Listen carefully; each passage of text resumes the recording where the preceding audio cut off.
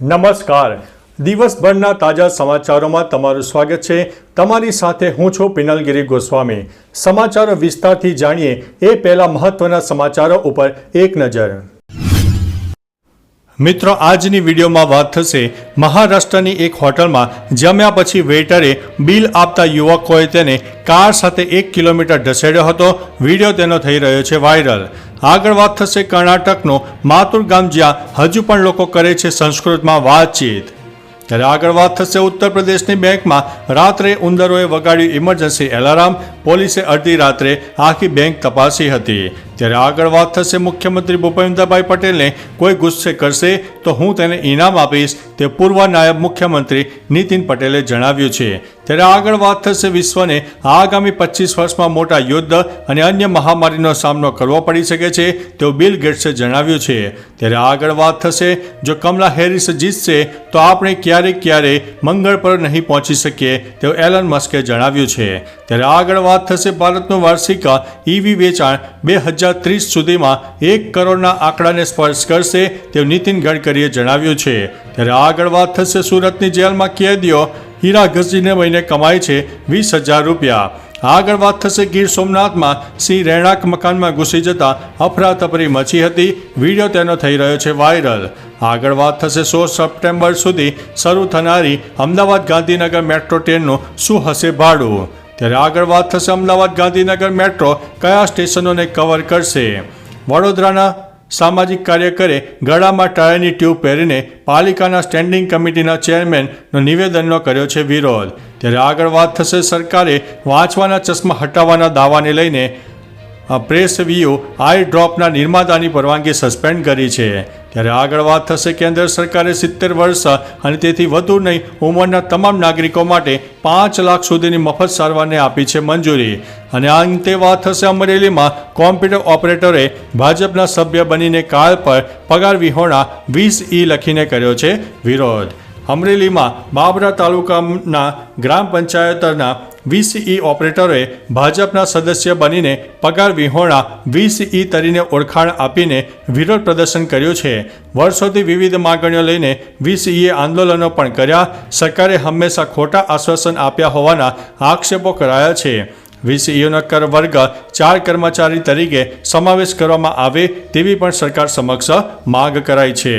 મિત્રો, અન્ય મહત્વના સમાચારની વાત કરીએ તો કેન્દ્ર સરકારે આયુષ્યમાન ભારત પ્રધાનમંત્રી જન આરોગ્ય યોજના હેઠળ 70 વર્ષ અને તેથી વધુ ઉંમરના તમામ નાગરિકો માટે 5 લાખ સુધીની મફત સારવારને મંજૂરી આપી છે. કેન્દ્ર સરકારે જણાવ્યું છે કે દરેક વૃદ્ધ વ્યક્તિ, પછી તે ગરીબ હોય કે મધ્યમ વર્ગ હોય કે ઉચ્ચ મધ્યમ વર્ગ હોય, તેને મફત સારવાર મળશે. સરકારના મતે 6 કરોડ લોકોને આનો ફાયદો થશે. મિત્રો, અન્ય મહત્વના સમાચારની વાત કરીએ તો સરકારે વાંચવાના ચશ્મા હટાવવાના દાવાને લઈને પ્રેસ વ્યૂ આઈ ડ્રોપના નિર્માતાની પરવાનગી સસ્પેન્ડ કરી છે. સેન્ટ્રલ ડ્રગ સ્ટાન્ડર્ડ કંટ્રોલ ઓર્ગેનાઇઝેશને આઈ ડ્રોપની અસરકારકના દાવા અંગેના અનઅધિકૃત પ્રચારને લઈને નિર્માતા એન્ટોર ફાર્માસ્યુટિકલને અપાયેલી ઉત્પાદન અને માર્કેટિંગ માટેની પરવાનગી સસ્પેન્ડ કરી છે. ઉત્પાદકોએ એવા દાવા સાથે માર્કેટિંગ કર્યું હતું કે આઈ ડ્રોપ વાંચવા માટેના ચશ્મા હટાવી શકે છે અને તેની જરૂરિયાત ઘટાડી શકે છે, તેમજ 15 મિનિટમાં નજીકની દ્રષ્ટિમાં સુધારો કરી શકે છે.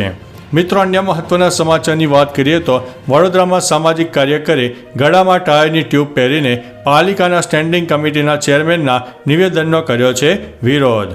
વડોદરામાં પાલિકાના સ્ટેન્ડિંગ કમિટીના ચેરમેન ડૉક્ટર શીતલ મિસ્ત્રીએ પૂરને લઈને આપેલા વિવાદિત નિવેદન બાદ સામાજિક કાર્યકર અતુલ ગામેચીએ ગળામાં ટ્યુબ પહેરી અને દોરડા લઈને પાલિકા કચેરીએ વિરોધ નોંધાવ્યો હતો.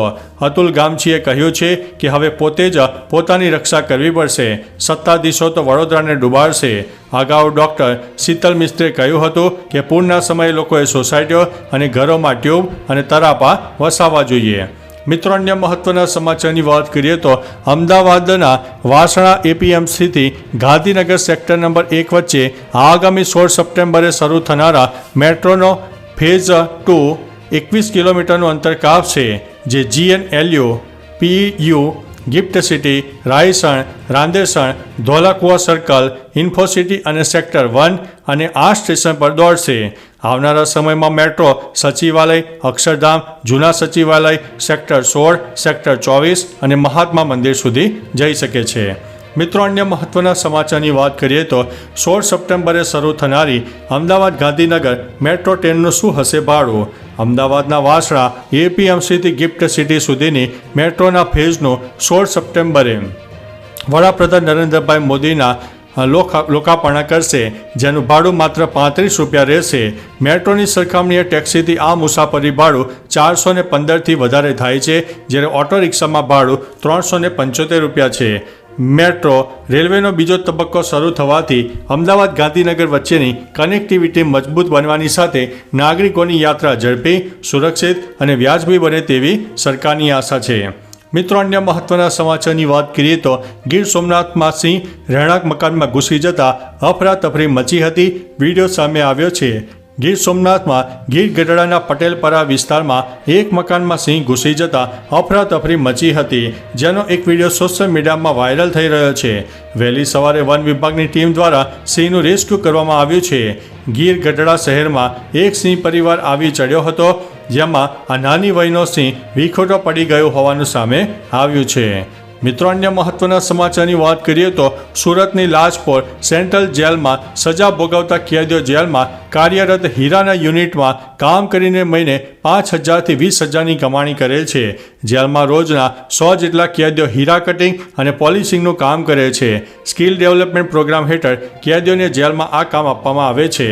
ઘણા કેદીઓને જેલની બહાર નીકળીને હીરાના કારખાનામાં નોકરી પણ મેળવી છે. મિત્રો, અન્ય મહત્વના સમાચારની વાત કરીએ તો ભારતનું વાર્ષિક ઈવી વેચાણ 2030 સુધીમાં 1 કરોડના આંકડાને સ્પર્શ કરશે તેવું નીતિન ગડકરીએ જણાવ્યું છે. ઈવીના વેચાણમાં તેજી આ દાયકાના અંત સુધીમાં દેશમાં 5 કરોડ નોકરીઓનું સર્જન કરશે.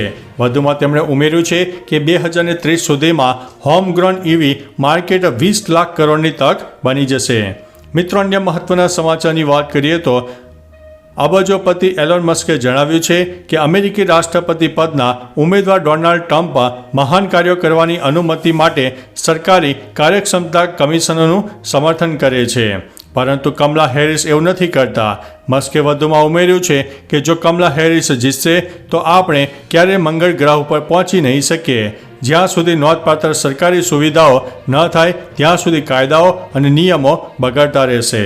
મિત્રો, અન્ય મહત્વના સમાચારની વાત કરીએ તો માઇક્રોસોફ્ટના કો ફાઉન્ડર 68 વર્ષીય બિલ ગેટ્સે તાજેતરના એક ઇન્ટરવ્યૂમાં જણાવ્યું છે કે સંભવિત મોટા યુદ્ધ અને અન્ય મહામારીની ચિંતામાં તેઓ રાત્રે જાગ્યા કરે છે.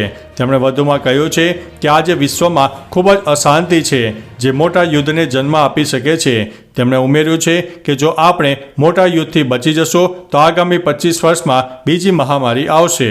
મિત્રો, અન્ય મહત્વના સમાચારની વાત કરીએ તો મહેસાણાના ઊંઝા ખાતે યોજાયેલા ધજા સમારોહમાં કાર્યક્રમમાં પૂર્વ નાયબ મુખ્યમંત્રી નીતિન પટેલે કહ્યું છે કે મુખ્યમંત્રી ભૂપેન્દ્રભાઈ પટેલને કોઈ ગુસ્સે કરશે તો તેને હું ઇનામ આપીશ. તેમણે ઉમેર્યું છે કે હું નથી માનતો કે આવા લોકપ્રિય મુખ્યમંત્રી આપણને મળશે.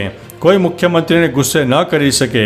તે હસતાને હસતા જ રાખે છે, કોઈ દિવસ નારાજ થતા નથી. ધજા મહોત્સવ કાર્યક્રમનો પ્રારંભ મુખ્યમંત્રી ભૂપેન્દ્રભાઈ પટેલના હસ્તે કરવામાં આવ્યો હતો.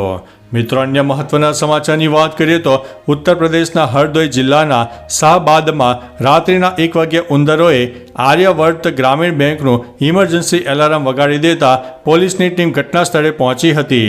પોલીસે બેંકના કેશિયરને બોલાવીને બેંકમાં તપાસ કરતા અંદર કોઈ શંકાસ્પદ ગતિવિધિ જોવા ન મળી હતી. જે બાદ બેંકના બ્રાન્ચ મેનેજર નીતિશ કુકારાડીએ જણાવ્યું છે કે તપાસ દરમિયાન બધું બરાબર હોવાનું જાણવા મળ્યું છે. ઉંદરોને કારણે ઇમરજન્સી એલાર્મ વાગ્યું હતું. મિત્રો, અન્ય મહત્વના સમાચારની વાત કરીએ તો કર્ણાટકના શિમોગા જિલ્લામાં આવેલા માતુર ગામના દરેક લોકો હજુ પણ સંસ્કૃતમાં વાતચીત કરે છે. ગામના બાળકોને સંસ્કૃત ભાષાનું જ્ઞાન આપવા માટે પાઠશાળામાં વિવિધ પ્રકારના વર્ગો ચાલે છે. આ ગામના લોકો પરંપરાગત વસ્ત્રો પહેરે છે અને સાથે બાળકો વેદશાસ્ત્રનું જ્ઞાન પણ ધરાવે છે. આ ગામમાં લોકો અંગ્રેજી ભાષામાં પણ વાતચીત કરી શકે છે. મિત્રો, અન્ય મહત્વના સમાચારની વાત કરીએ તો મહારાષ્ટ્રના બીડ જિલ્લાની એક હોટલમાં જમ્યા પછી વેઇટરે બિલ આપતા 3 યુવકોએ તેને કાર સાથે 1 કિલોમીટર ઢસેડ્યો હતો, જેનો વિડીયો સોશિયલ મીડિયામાં વાયરલ થયો છે. યુવકોએ જમ્યા પછી વેઇટર પાસે બિલ માગ્યું અને બાદમાં કારમાં બેસીને ત્યાંથી ભાગવા લાગ્યા હતા. વેઇટરે તેઓને રોકવાનો પ્રયાસ કર્યો. આ અંગે વેઇટરે કહ્યું છે કે શખ્સોએ તેને બંધક બનાવીને આખી રાત માર માર્યો હતો. તો ચાલો મિત્રો, ફરીથી દેશ અને દુનિયાના સુપરફાસ્ટ સમાચાર લઈને મળતા રહીશું. ત્યાં સુધી અમને રજા આપશો. નમસ્તે.